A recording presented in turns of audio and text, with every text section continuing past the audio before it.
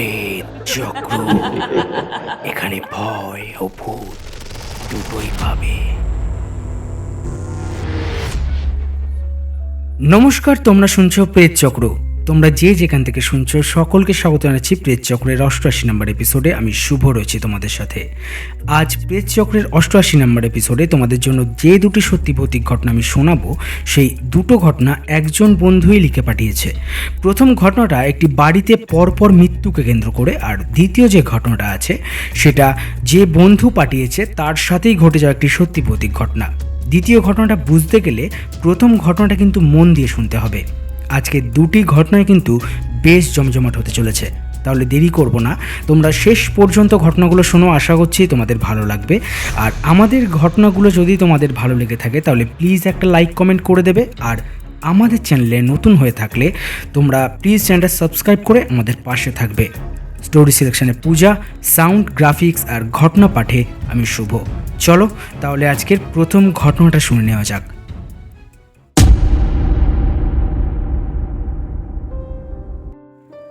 শুভ, তুমি কেমন আছো? আশা করছি ভালো আছো। প্রথমেই বলে রাখছি, আমি আমার নাম ঠিকানা কিছুই বলছি না।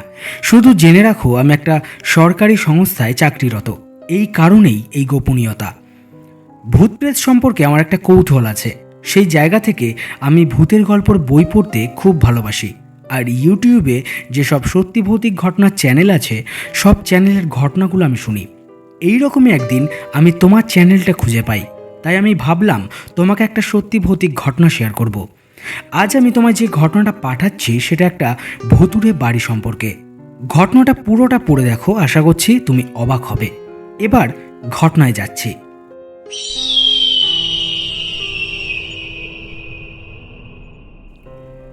ঘটনাটা বেশি দিন আগের নয়, খুব জোর 6 মাস আগে হবে। আমি মফস্বলের দিকে একটা বাড়ি কিনি। সেই বাড়িতে আমি, আমার স্ত্রী এবং আমার ছেলে 3 জন মিলে থাকি। এবার বাড়িটার কিছুটা বর্ণনা দিই। মেন রাস্তা থেকে বাঁদিকে সোজা একটা সরু গলি ঢুকে গেছে। সেই সরু গলি দিয়ে সোজা ঢুকলে ডান হাতের শেষ মাথার বাড়িটা হচ্ছে আমাদের বাড়ি। তার পাশেই আরও একটা বাড়ি আছে। আমাদের বাড়িটা হচ্ছে দোতলা। নিচতলায় একটা বেডরুম, একটা ডাইনিং রুম, কিচেন আর বাথরুম। আর দোতলায় 2টো রুম, একটা ডাইনিং, একটা বাথরুম আর একটা ছোট ব্যালকনি আছে। আমরা সাধারণত রাতের বেলা দোতলাতেই ঘুমাই। দোতলায় একটা রুমে আমি, আমার স্ত্রী এবং ছেলে 3 জন মিলে ঘুমাতাম। আর একটা রুমে আমি অফিসের কাজ করতাম। যে রুমটাতে আমি অফিসের কাজ করতাম ওই রুমের জানলা দিয়ে সোজাসুজি আমাদের পাশের ওই বাড়িটা দেখা যায়। আসল ঘটনাটা আমাদের ওই পাশের বাড়িটাকে কেন্দ্র করে। নতুন বাড়িটায় ওঠার কয়েকদিন পর খেয়াল করলাম যে আমাদের পাশের বাড়িটায় কেউ থাকে না। আমার অফিস ঘরের জানলা দিয়ে উঁকি মারলে ওই বাড়ির জানলা দিয়ে ঘরের ভেতরটার কিছুটা অংশ দেখতে পেতাম। দেখতাম ঘরের ভেতরটা অগোছালো, এলোমেলো অবস্থায় পড়ে আছে। মনে হচ্ছিল কেউ যেন খুব তাড়াহুড়ো করে বাড়িটা ছেড়ে চলে গিয়েছে। ওই বাড়িটাও দোতলা। বাড়িটা বেশ অনেকটা জায়গা নিয়ে তৈরি। বাড়িটার চারপাশ উঁচু পাঁচিল দিয়ে ঘেরা। বাড়ির সামনে 2টো আম গাছ আছে। বাইরে থেকে দেখলে বাড়িটা বেশ ভালোই লাগে। এই ভালো লাগা থেকে আশেপাশে যখন কিছু কাজের জন্য বাইরে বের হতাম তখন এলাকার লোকজনকে ওই বাড়িটা সম্পর্কে জিজ্ঞাসা করতাম। জিজ্ঞাসা করে জানতে পারি ওই বাড়িটা নাকি প্রায় 14 বছর ধরে ফাঁকা পড়ে আছে। এরপর যে ঘটনাগুলো জানতে পারলাম সেটা শুনে আমি প্রায় শিউরে উঠেছিলাম। এবার আসল ঘটনায় আসছি। ওই বাড়িটায় একটা বড় ফ্যামিলি থাকতো। ফ্যামিলি বলতে 2 ভাই, তাদের স্ত্রী, বড় ভাইয়ের একজন ছেলে এবং ছোট ভাইয়ের একটি কন্যা সন্তান। মোট 6 জন ওই বাড়িটাতে থাকতো। বড় ভাইয়ের যে ছেলে ছিল তার বয়স ছিল 12 কি 13 বছর। তখন ও ক্লাস 6-এ পড়তো। একদিন রাতে ছেলেটি নিজের ঘরে শুয়ে আছে। হঠাৎ তার মনে হলো পুরো বুক থেকে পিঠ পর্যন্ত খুব জ্বালা দিচ্ছে। এতটাই জ্বালা দিচ্ছে যে ও আর সহ্য করতে না পেরে পরে থাকা টি শার্টটা খুলে ফেলে এবং আয়নার সামনে গিয়ে দেখে তার পুরো শরীরে কে যেন আঁচড়ে দিয়েছে। সেই আঁচড়গুলো এতটাই গভীর যে ওখান থেকে রক্ত বের হচ্ছে। এটা দেখে ছেলেটা ভয় পেয়ে যায়। ভয় পেয়ে দৌড়ে তার মা বাবার কাছে গিয়ে তাদেরকে সব কিছু দেখায়। তারাও খুব অবাক হয়। তখন তারা বলতে থাকে যে তোর গায়ে এই আঁচড়ের দাগ কোথার থেকে আসলো?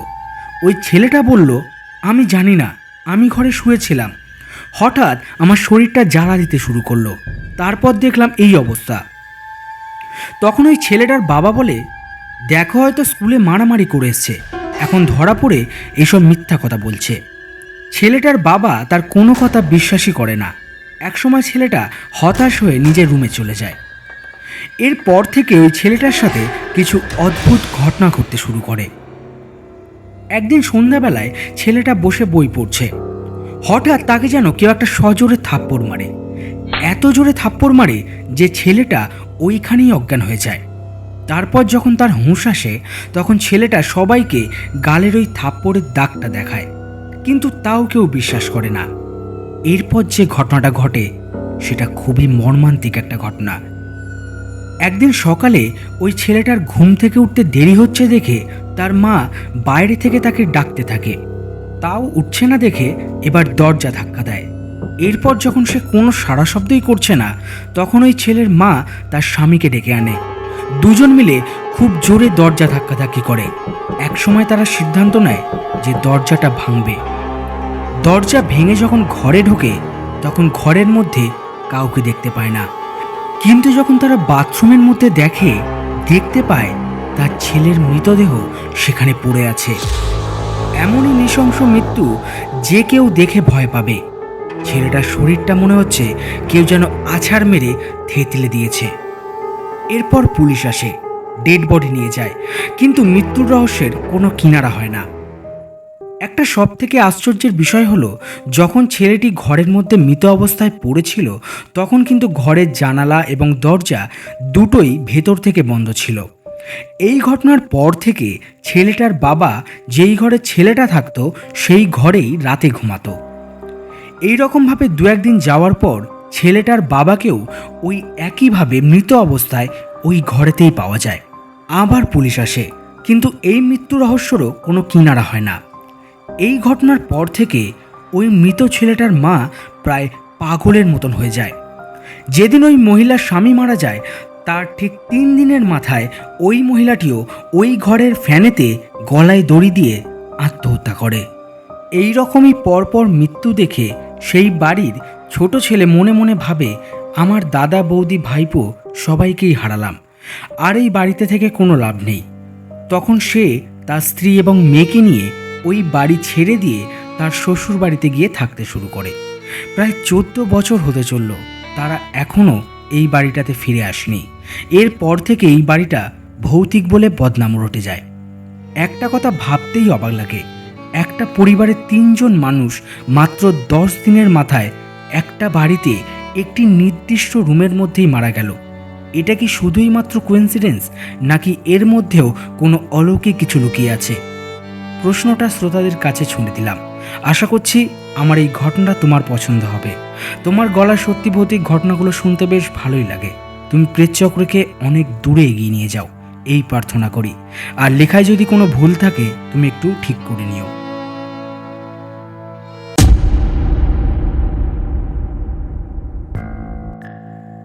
দারুণ! আজকের প্রথম ঘটনাটা কিন্তু বেশ অবাক করার মতন ঘটনা ছিল। আশা করছি তোমাদের ভয় লেগেছে। এরপর যে ঘটনাটা তোমাদের শোনাবো, সেই ঘটনাটা ভালো করে বুঝতে হলে প্রথম ঘটনাটা তোমাদের মন দিয়ে শুনতে হবে। আশা করছি তোমরা প্রথম ঘটনাটা মন দিয়ে শুনেছো। আর তোমরা যারা আমাদের অনুষ্ঠানটা শুনছো, যদি অনুষ্ঠানটা তোমাদের ভালো লাগে তাহলে ঘটনাগুলোকে বেশি বেশি করে শেয়ার করে দেবে। আর যারা নতুন শুনছো তারা আমাদের চ্যানেলটা সাবস্ক্রাইব করে নোটিফিকেশান বেলটা অন করে আমাদের সঙ্গে থাকবে। আর আমার এই ঘটনাগুলো শুনে যদি তোমাদের মনে হয় যে তোমাদের কাছেও কোনো সত্যি ভৌতিক ঘটনা আছে, সেই ঘটনাটা কিন্তু খুব সহজে তোমরা লিখে আমাদেরকে পাঠিয়ে দিতে পারো। pretchchokro23@gmail.com মেল করতে পারো, বা হোয়াটসঅ্যাপ করেও ঘটনাগুলো আমাদেরকে পাঠাতে পারো। হোয়াটসঅ্যাপ নাম্বার ডেসক্রিপশনে দেওয়া আছে, সেখানে গেলে তোমরা সমস্ত লিঙ্ক পেয়ে যাবে। আর কথা না বাড়িয়ে সরাসরি দ্বিতীয় ঘটনাটা শুনে নেব।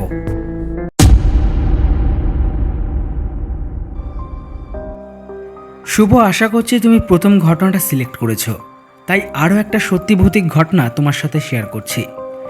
জানলে অবাক হবে, আজ যে ঘটনাটা শেয়ার করব ওই ঘটনাটা ঘটেছে যেদিন রাতে আমি তোমায় প্রথম ঘটনাটা পাঠিয়েছিলাম, সেই দিন রাতে। তাই ভাবলাম দেরি না করে তোমায় পাঠিয়ে দিই। আমি আগেই বলেছিলাম যে আমি ভৌতিক ঘটনা পড়তে খুব ভালোবাসি। এই থেকে আমি তোমার প্রথম ঘটনাটা লিখে পাঠিয়েছিলাম, এবার দ্বিতীয় ঘটনাটা লিখছি। যাই হোক, এবার ঘটনায় আসি। প্রথম ঘটনাটা যারা শুনেছে তারা ভালো করেই জানে, তাও আবার বলছি। আমাদের বাড়িটা দোতলায় দুটো রুম আছে। একটা রুমে আমি, স্ত্রী আর আমার ছেলে 3 জন মিলে থাকতাম। আর একটা রুম ছিল, ওটা ছিল অফিস ঘর। তো সেদিন আমি অফিস ঘরে বসে প্রথম ঘটনাটা লিখছি।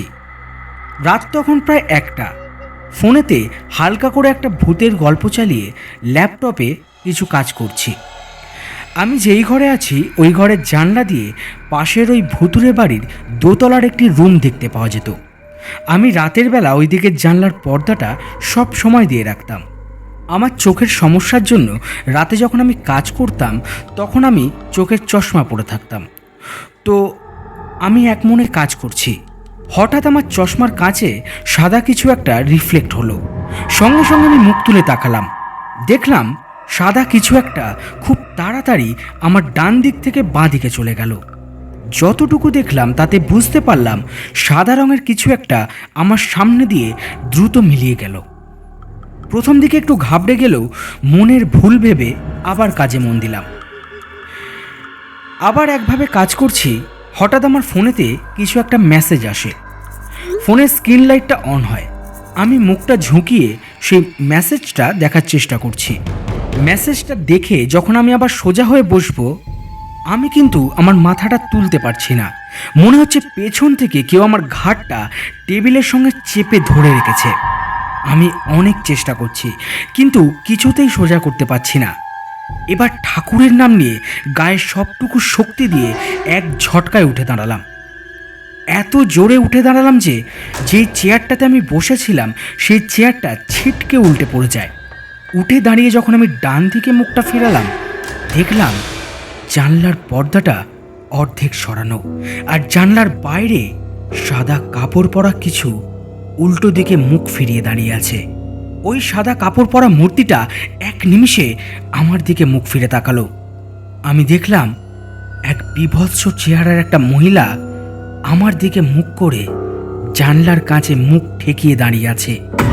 ঠোঁটে এমন একটা বিশ্রী হাসি যেটা দেখে আমি আরো ভয় পেয়ে গেলাম। মনে হলো ওই মহিলাটা আমার দিকে তাকিয়ে হেসে হেসে আমাকে বিদ্রূপ করছে। আমি এতটাই ভয় পেয়েছিলাম যে আমার মুখ থেকে কোনো কথাই বার হচ্ছিল না। ওই সময় পাশের রুম থেকে আমার স্ত্রী চেয়ার পড়ে যাওয়ার শব্দ পেয়ে আমার ঘরে আসে। এসে দেখে আমি জানলার দিকে বড় বড় চোখ করে তাকিয়ে আছি। তখন আমার স্ত্রী আমাকে একটা জোরে ঠেলা দেয়, আর আমি যেন চেতনা ফিরে পাই। আমি ওইখানেই মেঝের ওপরে ধপ করে বসে পড়ি। আমার স্ত্রী দৌড়ে জল এনে দেয়। কিছুটা জল খেয়ে আর চোখে মুখে দেওয়ার পর আমি স্বাভাবিক হই। তারপর আমি তাকে পুরো ঘটনাটা খুলে বলি। এরপর আমি শুতে চলে যাই। এই ঘটনাটা আমার জীবনে ঘটে যাওয়া একটা সত্যি ভৌতিক ঘটনা।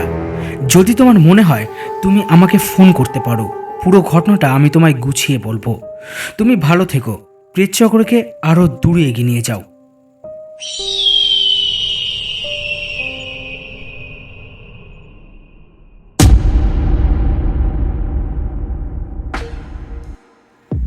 দারুণ দারুণ, আজ কিন্তু পরপর দুটো বেশ ভয়ের ঘটনা আমরা শুনে নিলাম। আমার নিজের কিন্তু দুটি ঘটনাই বেশ ভালো লেগেছে। তোমাদের কেমন লাগলো সেটা কমেন্ট করে আমাদেরকে জানাতে পারো। আর কোন ঘটনাটা বেশি ভালো লাগলো, প্রথম ঘটনাটা না দ্বিতীয় ঘটনাটা, সেটাও তোমরা কিন্তু কমেন্ট করে আমাদেরকে জানাতে পারো। ঘটনাটা যখন সিলেক্ট হচ্ছিল তখন আমি একটু কনফিউজ ছিলাম। তারপর যে বন্ধুটা আমাকে ঘটনাটা পাঠিয়েছে তাকে ফোন করি এবং তার থেকে পুরো ঘটনাটা আবার শুনি। তারপরেই আমরা এই ঘটনা দুটোকে তোমাদের শোনাবো বলে ঠিক করি। আশা করি তোমাদের ভালো লেগেছে। এর আগের এপিসোডে কয়েকজন বন্ধু আমাদেরকে সুন্দর সুন্দর কমেন্ট করেছিল, সেই কমেন্টগুলো এবার একটু পড়ে নেব।